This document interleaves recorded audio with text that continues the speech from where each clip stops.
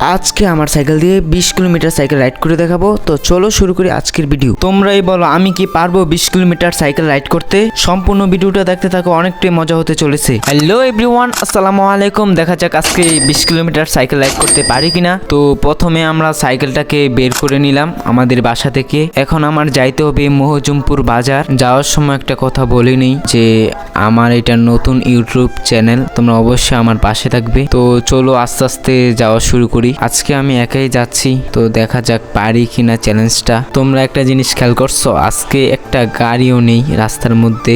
মাঝে মাঝে দুই একটা গাড়ি আসে। সত্যি কথা বলতে আজকে সাইকেল রাইড করাটা অনেকটাই কষ্ট হচ্ছে। তো ইনশাল্লাহ দেখা যাক পারি কিনা, যেহেতু আমি একটা চ্যালেঞ্জ নিয়েছি। আজকে সাইকেলটা চালাতে অনেকটাই কষ্ট হইতাছে।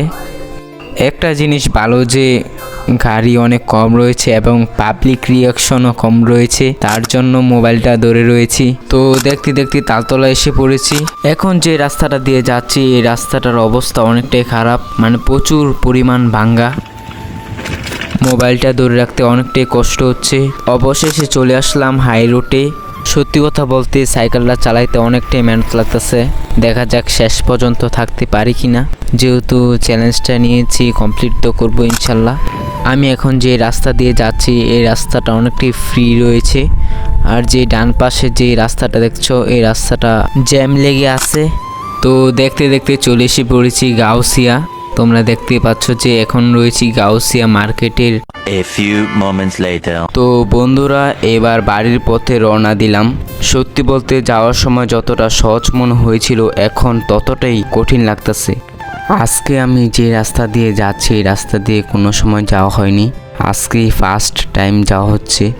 আর রাস্তাঘাটটা অনেকটাই সুন্দর। তোমরা দেখতেই পাচ্ছ যে রাস্তাটার মধ্যে শুধু দুই একটা গাড়ি চলে।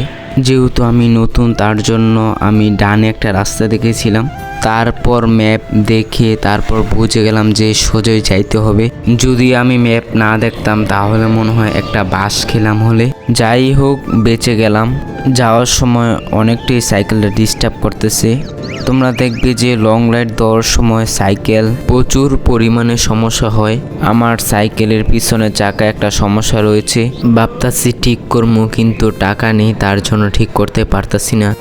কমপক্ষে 1000 টাকার মতো লাগবে। এই ভিডিওটা যারা দেখছো অনেকেই সাইকেল চালাও, তোমরা জানো যে সাইকেল কেনার পর থেকে অনেক কিছু ঠিক করতে হয়। আমি সাইকেলটা কিনেছিলাম 1500 টাকা দিয়ে, কিন্তু এখন পর্যন্ত প্রায় 3500 টাকা খরচ করে ফেলেছি। আমার মতো কারা কারা সাইকেলের মধ্যে অনেক টাকা খরচ করো অবশ্যই তোমরা কমেন্টে জানিয়ে দিবে। রাস্তাটা যেন আর শেষই হচ্ছে না। আমি ভিডিওটা একটু ফাস্ট করে দিই।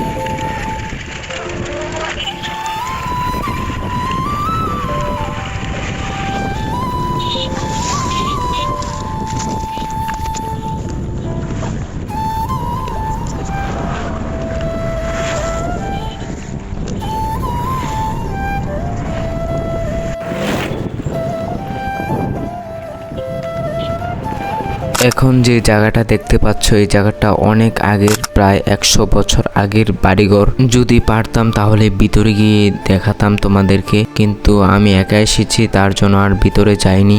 100 বছর আগের বাড়িটা নিয়ে যদি তোমরা কোনো ভিডিও চাও অবশ্যই কমেন্টে বলবে, তাহলে নেক্সট টাইমে ভিডিও তৈরি করা হবে তোমাদের জন্য।